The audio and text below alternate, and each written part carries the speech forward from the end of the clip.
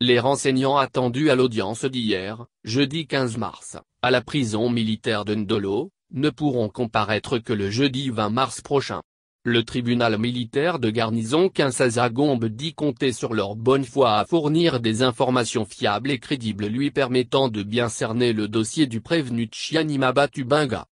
Ces renseignants ont été cités par le prévenu Tshianima dans sa comparution du mardi 13 mars dernier. Il s'agit notamment de Chambui Boni, le garagiste qui lui aurait prêté la motocyclette à bord de laquelle il a été arrêté le 3 novembre 2017.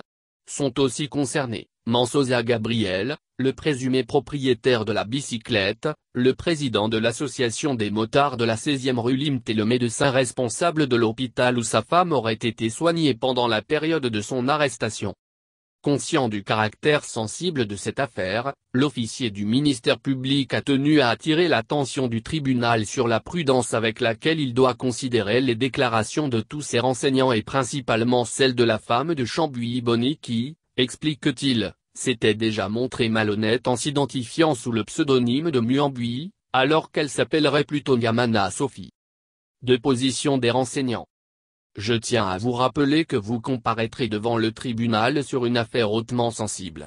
Ne vous hasardez pas à venir raconter des contre-vérités à l'audience, car chaque mot prononcé vous lira, a indiqué le président de cette juridiction militaire à l'endroit des renseignants. L'audience d'hier jeudi 15 mars avait démarré avec la comparution du prévenu Tujibiki Ngandu Constantin. Il lui est reproché d'avoir hébergé, en complicité avec son père biologique, le prévenu Ngandu Gustave ainsi que, les féticheurs venus de Kananga pour sacrifier et initier à quelques pratiques mystiques les adeptes du mouvement terroriste Kamo Nzapuel Kinshasa. Il est aussi accusé d'avoir participé aux attaques qui ont ensanglanté la ville de Kinshasa entre les mois de mai et juillet 2017. Dans ses déclarations dans les PV, le prévenu a reconnu avoir été sacrifié comme membre du mouvement Kamo Nzapu, précise l'organe de la loi. Des prévenus continuent de nier leur culpabilité. Interrogé, l'accusé nie toutes les préventions à sa charge. Pour son avocat, Mekande Prospé, le fait que le nom de son client ne soit pas repris sur les listes de participants à la réunion préparatoire de l'attaque de la prison de Makala et à celle de son évaluation, constitue une évidence qui doit amener le tribunal à admettre que son client n'y est pour rien. Les éléments du dossier prouvent que Tujibiki est effectivement membre du mouvement terroriste Kamo Nzapu. Il ne suffit pas que son nom soit repris ou pas sur les fameuses listes. Le fait de s'être fait sacrifier et de prendre part aux attaques et différentes réunions qui l'ont accompagné atteste qu'il est bel et bien membre de ce mouvement insurrectionnel, a répliqué Mechitambo Mulan A, avocat de la partie civile RDC.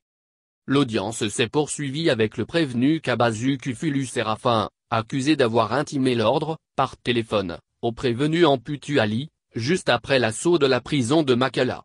Cette injonction consistait à prendre, cette fois-là pour cible la résidence du chef de l'État.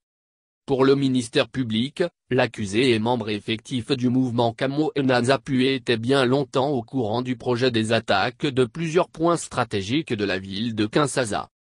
Présentant ses moyens de défense, Kufulu Séraphin a rejeté avec fermeté les faits par lesquels il est poursuivi. Avec ma foi religieuse de témoin de Jéhovah et à ma qualité d'instituteur, je ne peux pas intégrer un tel mouvement. Mon travail est de former les enfants et de prêcher la parole de Dieu.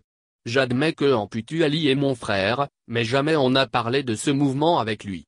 Il m'a appelé dès son arrivée à Kinshasa pour me signifier qu'il y était juste pour acheter ses marchandises, a-t-il attesté.